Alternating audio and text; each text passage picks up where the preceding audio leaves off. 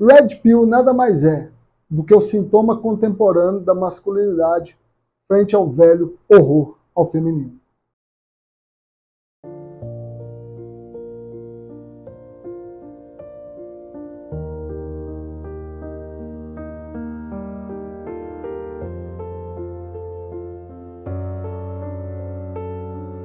Olá pessoas, sejam muito bem-vindos aqui no canal a mais um Psique em Xeque. Antes de mais nada, como sempre, peço a você que se inscreva no canal, você que não é inscrito, ative o sininho de notificações para que todas as vezes que nós colocarmos um novo vídeo você seja avisado. Além disso, que você possa também compartilhar esse vídeo com o máximo de pessoas que você puder, deixando aí também o seu like e o seu comentário, o que agrega muito e faz com que o canal cresça e nós possamos então avançar aqui no YouTube, tá bom? Então, nesse vídeo de hoje, resolvi abordar a questão dos Red Pills.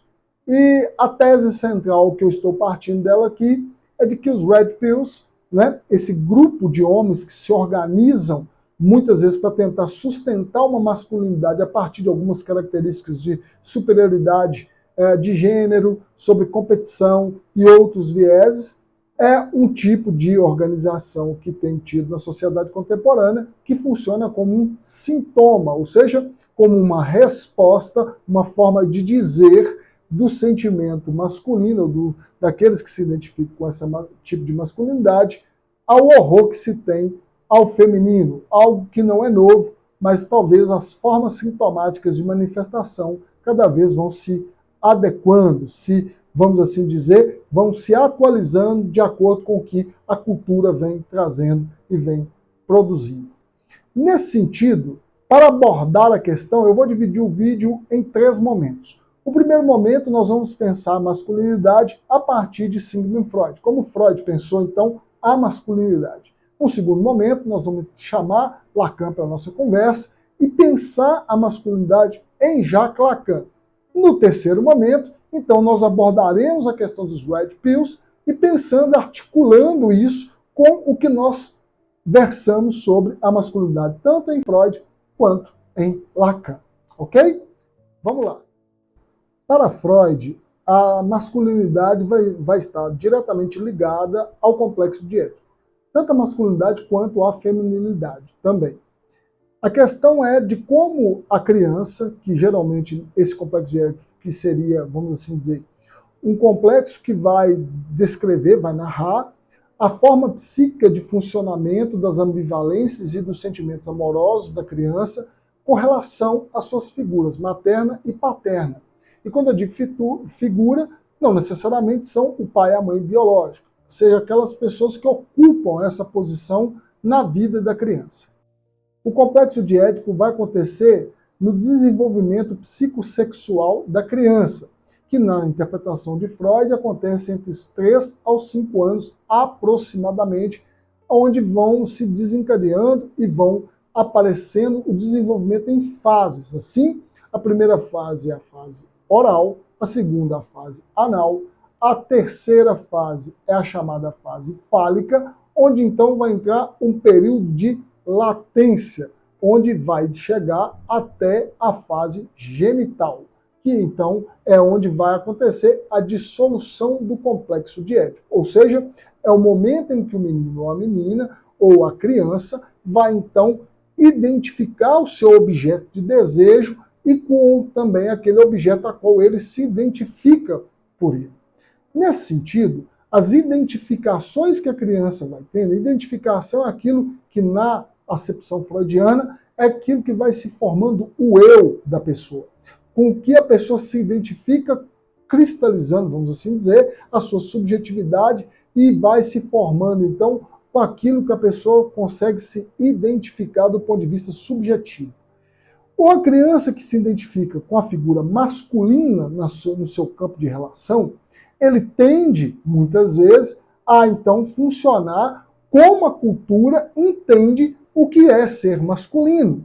Então, com as exigências que a sociedade vai colocando e as idealizações em torno do que é masculino, a criança que se identifica com isso passa a funcionar nas suas relações de acordo com que esta sociedade, esta cultura está demandando e idealizando do que se entende então por masculinidade, o que vale, claro, para a feminilidade também, mas o foco do vídeo de hoje é a masculinidade.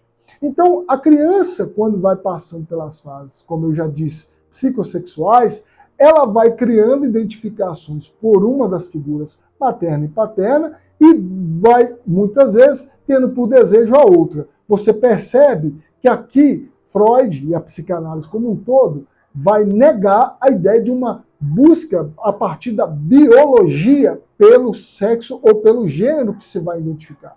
Isso é uma questão de ordenamento subjetivo, psicossimbólica. Então a pessoa vai se constituindo enquanto sujeito e, nesse sentido, ela vai se colocando numa posição ou em outra dentro do discurso, dentro da construção social do que se entende por masculino e do que se entende por feminino.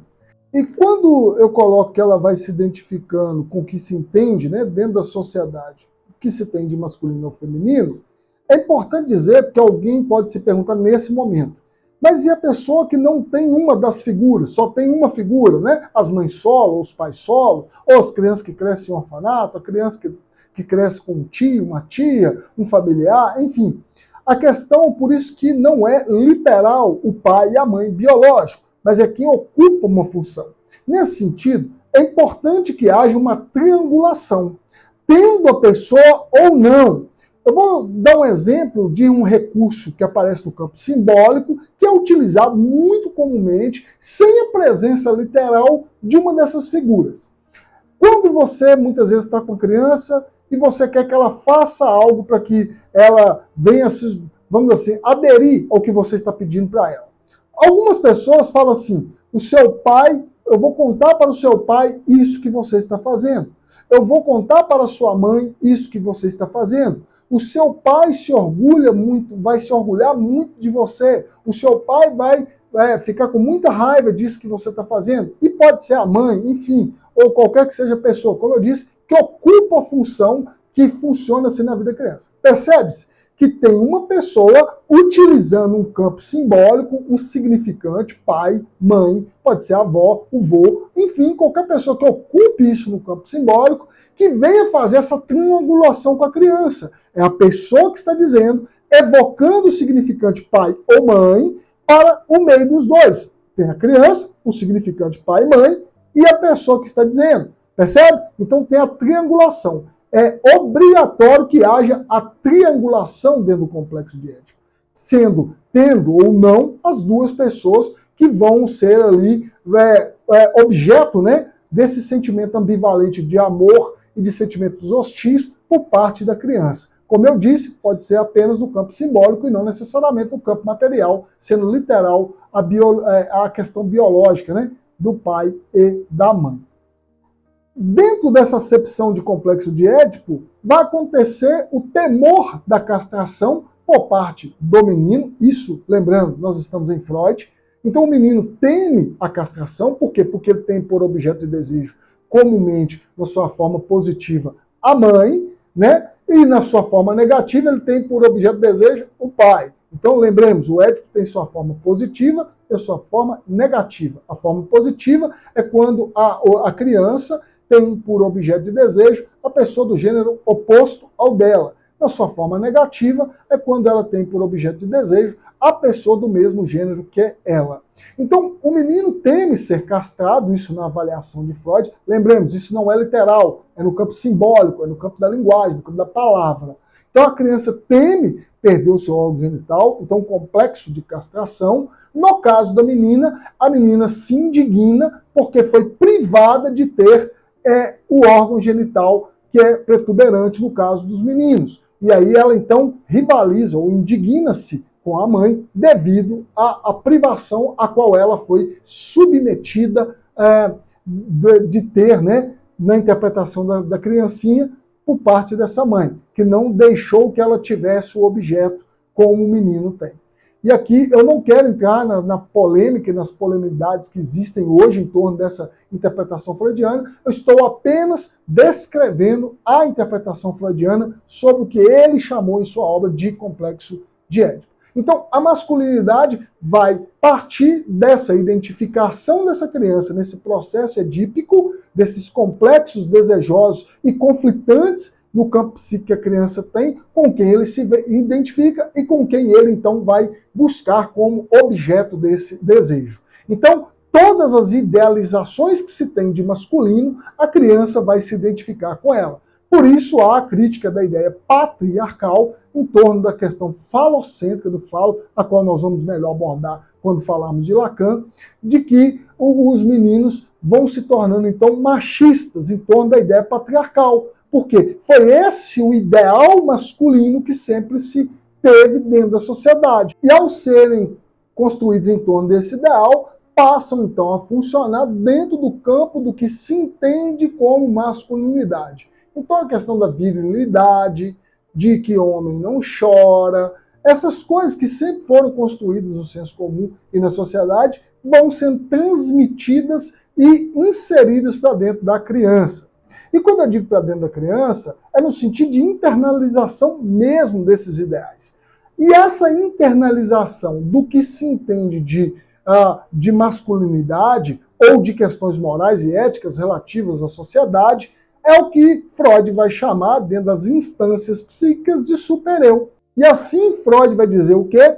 Que o supereu é o herdeiro do complexo de Édipo, ou seja, é a internalização da aceitação da castração imposta nesse período de transformação e de desenvolvimento psicossexual da criança. A criança vai internalizando as leis, e aí lembremos de proibição de que há no incesto. Então, não pode ter o objeto de desejo que ela quer. Ela então internaliza essa lei. Ela internaliza as leis morais e éticas da sociedade e cultura da qual ela está inserida, e o que herda isso dentro das instâncias psíquicas que vem do complexo de Édipo é o supereu. E quando eu coloco que ela vai se identificando com o que se entende, né, dentro da sociedade, o que se tem de masculino ou feminino, é importante dizer, porque alguém pode se perguntar nesse momento, mas e a pessoa que não tem uma das figuras, só tem uma figura, né? As mães solo, os pais solo, ou as crianças que crescem em orfanato, a criança que cresce com um tio, uma tia, um familiar, enfim. A questão, por isso que não é literal o pai e a mãe biológico, mas é quem ocupa uma função. Nesse sentido, é importante que haja uma triangulação, tendo a pessoa ou não.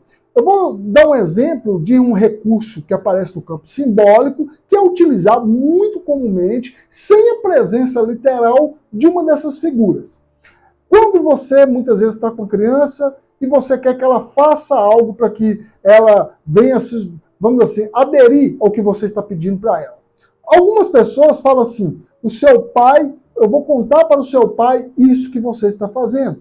Eu vou contar para a sua mãe isso que você está fazendo. O seu pai se orgulha muito, vai se orgulhar muito de você. O seu pai vai ficar com muita raiva disso que você está fazendo. E pode ser a mãe, enfim, ou qualquer que seja a pessoa, como eu disse, que ocupa a função que funciona assim na vida da criança. Percebe-se que tem uma pessoa utilizando um campo simbólico, um significante, pai, mãe, pode ser avó, o vô, enfim, qualquer pessoa que ocupe isso no campo simbólico, que venha fazer essa triangulação com a criança. É a pessoa que está dizendo, evocando o significante pai ou mãe para o meio dos dois. Tem a criança, o significante pai e mãe, e a pessoa que está dizendo. Percebe? Então tem a triangulação. É obrigatório que haja a triangulação dentro do complexo de Édipo, tendo ou não as duas pessoas que vão ser ali objeto, né, desse sentimento ambivalente de amor e de sentimentos hostis por parte da criança. Como eu disse, pode ser apenas no campo simbólico e não necessariamente no campo material, sendo literal a questão biológica, né, do pai e da mãe. Dito o que é a masculinidade em Freud, agora vamos pensar ele em Lacan. Lacan sai dessa discussão pura e simplesmente do complexo de Édipo, mesmo que também esteja nela, porém ultrapassa um pouco isso para pensar a ideia do falo como sendo um ordenador simbólico da falta constitutiva no sujeito. Independentemente do gênero, tanto masculino como feminino, este é marcado pela falta.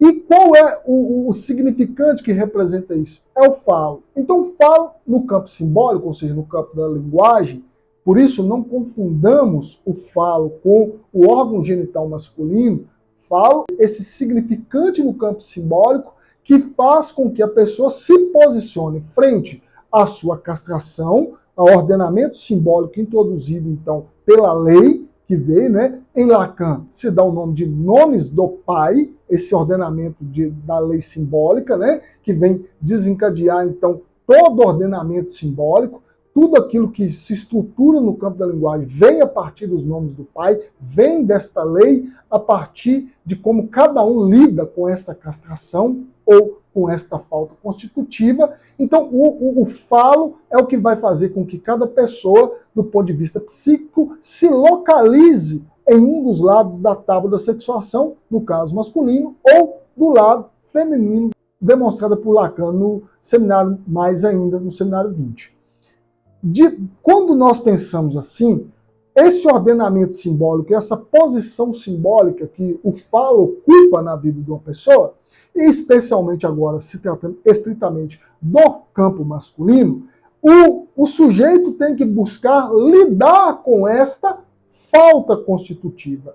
Por vezes, como eu disse, o falo é um significante, porém as pessoas, ao se constatar tendo esta falta, e o campo feminino é aquele que denuncia mais explicitamente para o sujeito de que o sujeito possui uma falta, que ele não tem o falo, que ele não é detentor do falo. Portanto, a masculinidade que é idealizada é essa que é colocada num lugar onde como se ela fosse detentora desse falo. Isso, lembremos, gente, do ponto de vista psíquico, no campo do inconsciente. A pessoa vai se constituindo dentro do campo da cultura e a cultura vai introduzindo como se ela fosse detentora, falando das masculinidades, do falo. Quando a pessoa se depara com aquilo que denuncia a falta que há nele, o que ele vai fazer? Logo ele vai buscar reagir. Logo ele vai não aceitar. Logo ele vai o quê? Ter estados de negação. Vai ter alguns horrores frente àquilo que denuncia a sua falta. E o que denuncia a falta no masculino? É o campo feminino. Então, quando o feminino surge dentro dessa concepção da tábua da sexuação em Lacan e da concepção do falo, que coloca, posiciona a pessoa frente à sua falta constitutiva, quando a pessoa, então, se depara com o campo feminino, quando esse masculino se depara com a feminilidade, escancara para ele que ele é um sujeito faltante. E ele, constatando ser um sujeito faltante, ele se horroriza com isso. Lembremos do infamiliar freudiano, que é uma espécie assim, de constatação horrível que a pessoa vai ter, é um horror, é uma questão apavorante que aparece para o sujeito, quando ele constata, ele sente nele aquilo que ele vai percebendo que é muito íntimo. Ou seja, ele não aceita, do ponto de vista subjetivo, aquilo que lhe é próprio. Neste caso, a falta que lhe é constitutiva. Aí, nesse ponto, é que nós temos que pensar o movimento Red Pill. Então, o movimento Red Pill e aqui pílula vermelha, Red Pill, então a pílula vermelha, que é retirado lá do filme Matrix, quando o Morfeu oferece ao Neo a pílula azul e a pílula vermelha. A pílula azul manteria o Neo no mundo de ilusão da Matrix, a qual ele estaria submetido àquela trama, vamos assim dizer, ilusória, que é viver na Matrix. Ao tomar a pílula vermelha, ele então vai ter o conhecimento, pega aqui, vai ser completo, vai ter o saber, vai deter o saber, vai conhecer a realidade. Nesse movimento Red Pill, o que eles estão dizendo? Você precisa conhecer qual é a realidade masculina frente a esse movimento da feminilidade que tem tido na cultura. Então o sujeito não será enganado pela feminilidade. Ele não será enredado pela feminilidade. As mulheres não o enganarão. Esse sujeito tem que conhecer a sua posição de macho alfa dentro da sociedade. Se ele não se encontra dentro de um movimento que se identifica com o macho alfa, logo você é aquele que toma a pílula azul e vive na Matrix, não entendendo o jogo de poder existente entre o masculino e entre o feminino. E aí está na capa, né, desse vídeo, na thumbnail, tem dois sujeitos que representam isso. Um que é o Calvo do Campari, né, e o outro que é o Renato 38, que eu só coloquei de exemplo de dois sujeitos que falam assim, barbaridades na internet, falam coisas horríveis na internet, legitimam, no caso do Renato 38, que é o que eu mais já vi, alguns cortes, alguns vídeos, legitima violência, legitima todo tipo de barbárie voltada contra o feminino. Aqui entra a questão do horror, ou seja, qual é a forma de sintoma do recalque que vai aparecer aqui? É que o sujeito se horroriza frente a sua falta constitutiva que o feminino o denuncia. Ele vai, então, se deparando, quando ele vai percebendo os movimentos feministas, as modificações que a cultura vem trazendo sobre o que se entende de masculino, sobre o que se entende de feminino, esta pessoa, então, vai se organizando aqui, mais especificamente em movimentos na rede social, para conseguir deter esse movimento feminino que, na verdade, está escancarando para ele, de forma que ele não perceba, e aqui aparecendo um familiar, de que ele é constitutivamente faltoso, que ele não possui o falo, que ele não é detentor do falo, que ele é castrado. Percebe? Então, quando eu digo que o Red Pill nada mais é do que o sintoma contemporâneo da masculinidade frente ao seu horror ao feminino, é porque quando o feminino vem diante dessa masculinidade construída em torno da questão falocêntrica, construída então nessa forma patriarcal, denuncia para esse sujeito que ele é faltoso, que ele não tem e não é detentor do falo. E aí, qual é o sintoma? O sintoma é uma maneira, em Freud, é uma organização de um retorno do que foi recalcado para falar de algo que esse sujeito está sentindo. Então, você pode pensar que os movimentos Red Pills são um sintoma que está dizendo de como isso que nesse sujeito, que é essa falta constitutiva, está dizendo e gritando para todo mundo ver o quão faltoso e o quão, vamos assim dizer, fragilizado ele é frente à sua falta constitutiva, frente ao seu desejo. Você vai ver que muitas vezes, quando você para ouvir o discurso dessas pessoas que se encontram nesses movimentos Red Pills, eles têm pavor de mulher, eles têm pavor de tudo aquilo que refere-se à feminilidade. Isso apresenta-se, por exemplo, o preconceito contra, por exemplo, mulheres trans. Por quê? É a ambivalência que aparece ali de alguém que tenha nascido com o sexo biológico, a qual esse sujeito se identifica enquanto homem cis, porém feita a transição para o campo da feminilidade. Então ele se horroriza frente a alguém que fenopticamente ele se identificava com ele, mas que transita para o campo da feminilidade. Com a qual, lembremos, que eu não disse lá na hora que eu falei do complexo de Édipo em Freud todos nascem bissexuais. O que há uma identificação e um recalque de uma dessas partes, ou da heterossexualidade ou da homossexualidade, em todas as pessoas. Então, quando alguém vem e denuncia para esse sujeito que ele é faltante, e denuncia para esse sujeito que tem traços nele que faz parte da feminilidade, a única forma dele fazer é uma espécie de defesa, né? Ele levanta-se de forma a defender-se desse movimento e demonstrando assim a sua fragilidade frente àquilo que se denomina por feminino. E, em última instância, fica horrorizado frente ao feminino. Eu gosto de um texto do Freud, a qual ele evoca a figura da Medusa. Então o sujeito fica petrificado frente àquilo que denuncia a ele, que ele é um ser faltante frente àquilo que ele, então, vai passando, né, e foi constituído enquanto sujeito. Mas deixa aqui no comentário o que você achou da visão da psicanálise sobre a masculinidade. Além disso, como podemos pensar em novas formas de masculinidade diante das mudanças culturais que tem havido aí. Outra coisa, deixe aí nos comentários também sugestões para novos vídeos que nós possamos aqui abordar e discutir a partir da psicanálise alguns temas que for de seu gosto, de sua vontade que seja abordado aqui no canal.